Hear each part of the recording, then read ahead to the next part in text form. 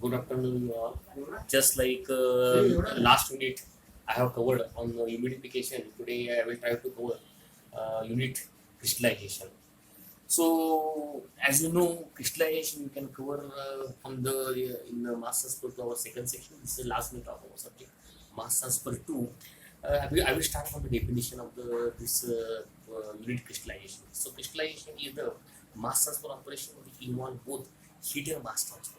It not only involves mass transfer but it also involves heat transfer.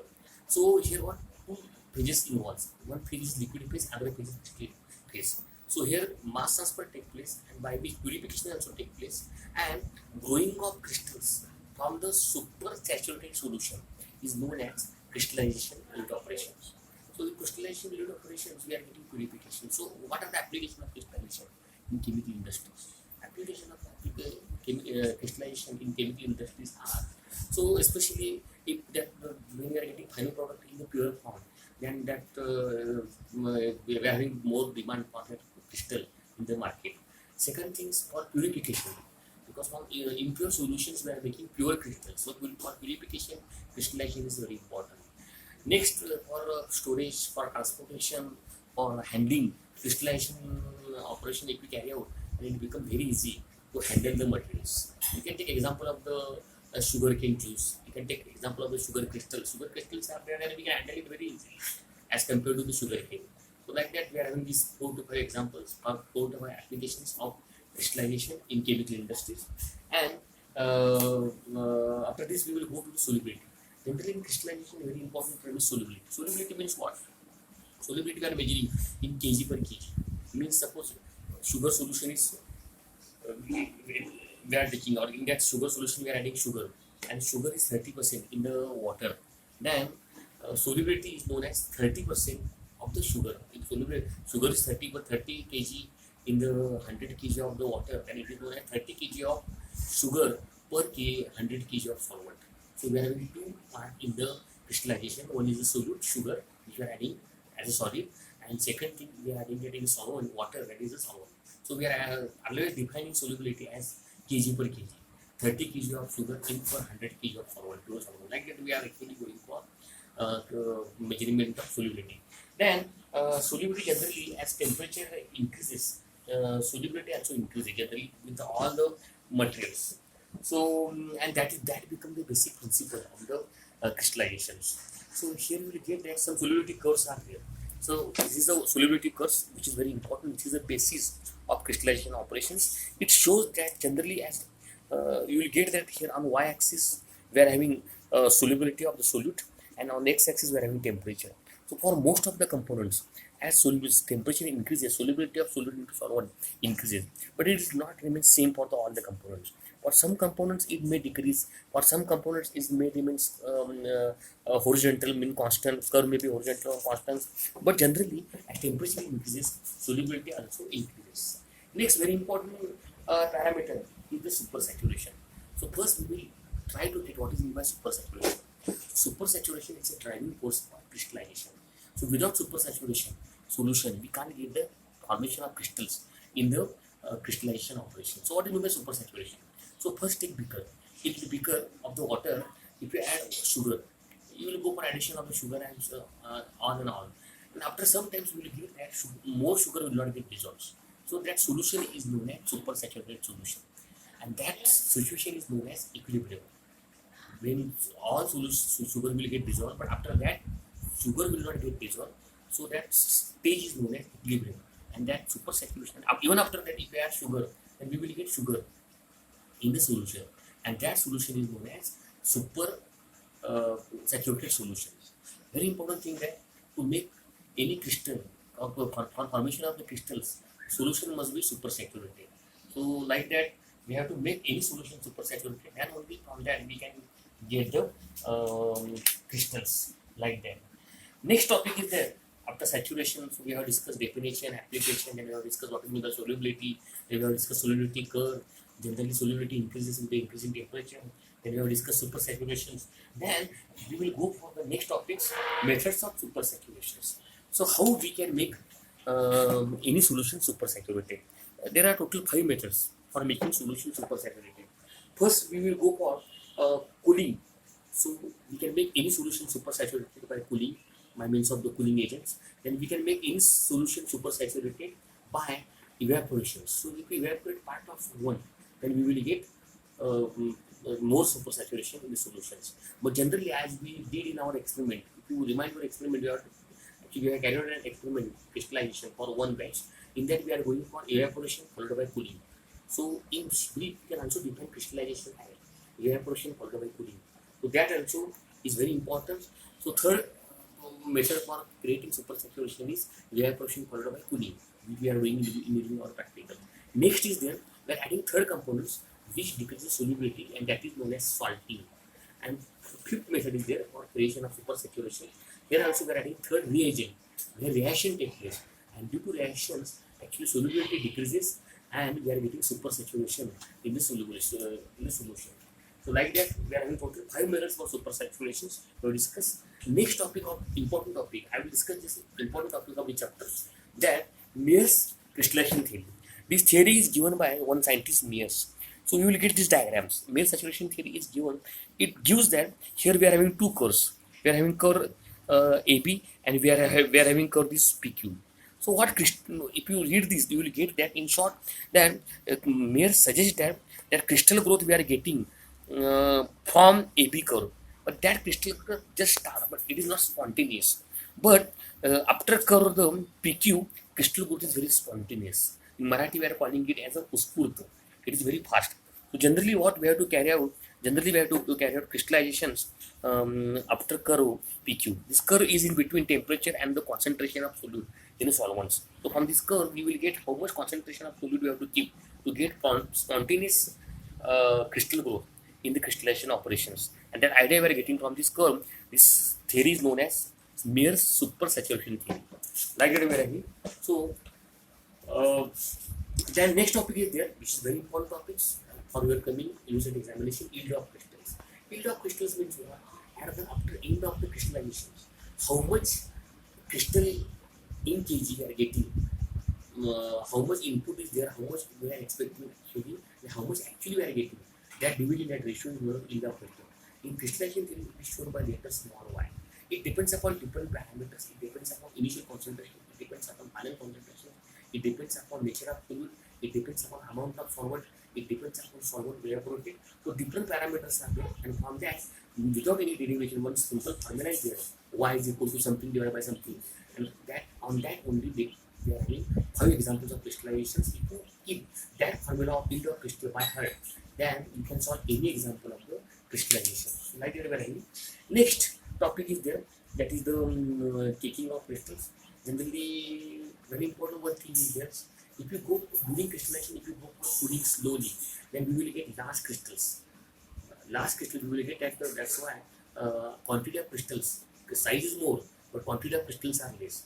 But if you go for fast cooling, then we will get small tiny crystals, and we will get plenty quantity of crystals. So like we are having the that is how crystals form depending upon fast cooling and slow cooling.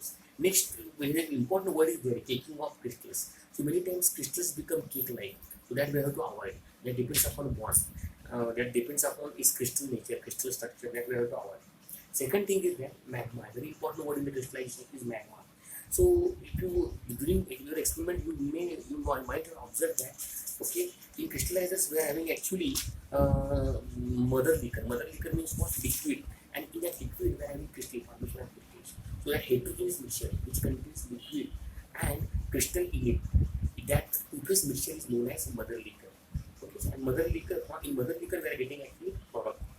So also in crystallizations we have to avoid the impurities. If impurities are there, it may affect the size of crystal, it may affect the shape of the crystals, it may retard also crystallization rate. So during crystallizations we have to avoid the impurities in the crystallizers. Next very important things, we are actually moving to the last part, is the classification of crystallizers. Classification of crystallizers, as we know in other chapter units, we can classify crystallizers broadly into two parts: batch crystallizers and the continuous crystallizers. Batch crystallizers are rarely used in the industries, and continuous crystallizers are commonly used in the industries. Okay, even we can classify crystallizations depending upon whether we are going for crystallization by cooling only, evaporation only, or both evaporation and cooling. So depending upon that also we can classify the crystallizers. So here you will get that some crystallizers are there. That number one, crystallization supersaturation, here we are getting by cooling, and that crystallization is known as Swenson-Walker crystallizer. That is very commonly used in the industry. Second type of crystallization is there where we are going for the application of vacuum, and that is known as vacuum crystallizers. Sometimes we are getting crystallization by using evaporation, and that crystallizers that is very commonly used in the industry is crystal crystallizer, Krystal, or Oslo crystallizers. But for time being, just we will discuss only one crystallizers that is very commonly asked in your examination and which is very common in the industry. That crystallizer is known as Swenson-Walker crystallizer. This is a diagram, simple diagram. From diagram you will get that this crystallizer is also known as continuous scrapped crystallizer, because here we are going for scrapping of the crystals. That's why it is known as continuous scrap crystallizers. Then here what we are having is you will get a feed of which we want to make crystals. We are sending from these sides. Final products we are getting crystals. We are getting from the other sides. Here inside these crystallizers, Swenson crystallizers, we are having scrapper. That scrapper revolves around its axis, and across this crystallizer we are having cooling jacket. In the jackets, cold water flows. Okay, so here this feed from which we have to make crystals, it flows. This scrapper, what it does, it actually suspend all the solid particles, all the crystals during the revolutions, by which we will get uniform formation of the crystals, uniform size of the crystallization. Also, this spiral flights of the scrapper use forward direction in these directions, move all solid in this direction, by which all solid after crystallization we are getting here mother liquor, magma we are getting here.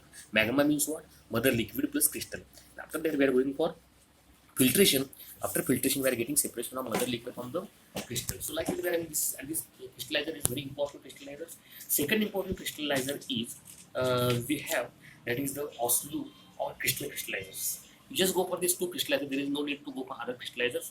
So this Oslo, which is also known as crystal crystallizers, here we are having this diagram like this. Here we are having chamber, we are having cooling jacket, and here we are going for crystal formation of crystallizations, not by cooling, but here we are going for formation of cooling plus evaporations. So this is also one of the common continuous crystallizer in the industries, where we are using chamber, cooling chamber, where we are using going for evaporation also, we are using pump.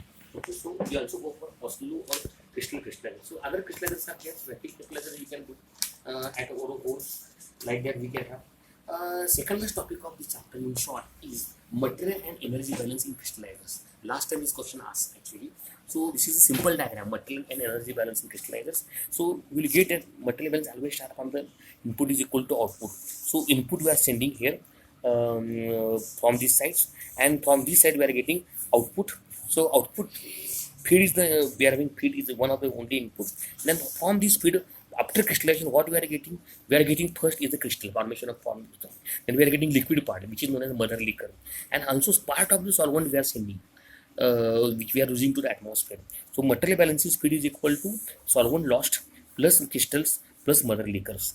Okay, and that, on that we are having material balance. Similarly, energy in feed is equal to energy in the solvent lost, energy in the crystals, and energy in mother liquors, and that energy balance you will get in this Gavani or KD Patil book in very detailed manners. So like that we are having these crystallizations. Only one topic actually now I will try to cover in this last 5 minutes, and the topic's name is delta L law. So last topic, let's go for this crystallizations. Delta L growth law. Here in KD Patil book you will get that what delta L laws tell us.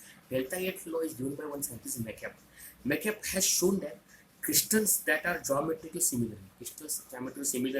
or same material in the same solutions grow at same rate. Means what? The crystals are of the same materials, if they are geometrically similar, they grow at the same rate, and their growth is measured by their increasing length dimension, that is delta L. And from this growth of the crystal is independent of the initial size of the crystals, whereas provided that crystals are subject to the same environmental conditions. Okay, so like that, where this is a simple delta L law. Delta L by delta T is equal to G.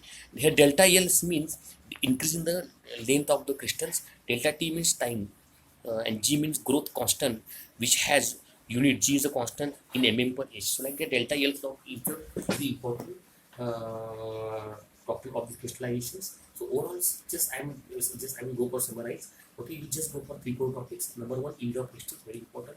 Buttle and energy bands in crystallizers. How to create supersaturation in crystallizers. Classification of crystallizers. Swenson-Walker crystallizers and Oslo crystallizers. Very important things. Yield of crystallization, we are having one formula. Use y equal something or something. Okay, that is formula will get in this KD, but you don't want to go for RC5. And in RC5, solve examples are there. There are solve examples. Example number 1, 2, 3, and 5 and 7. These 5 examples are very important. In that examples, we are actually getting yield of crystals. And 5 examples are also sufficient for this crystallizations. So again, stay home and stay safe. Okay, again, I'm missing these all the lectures, missing all the classrooms. But if you're having any questions on this unit, you can ask me questions anytime on WhatsApp group, or you can call me. Okay, so take care of you and your family. Thank you very much.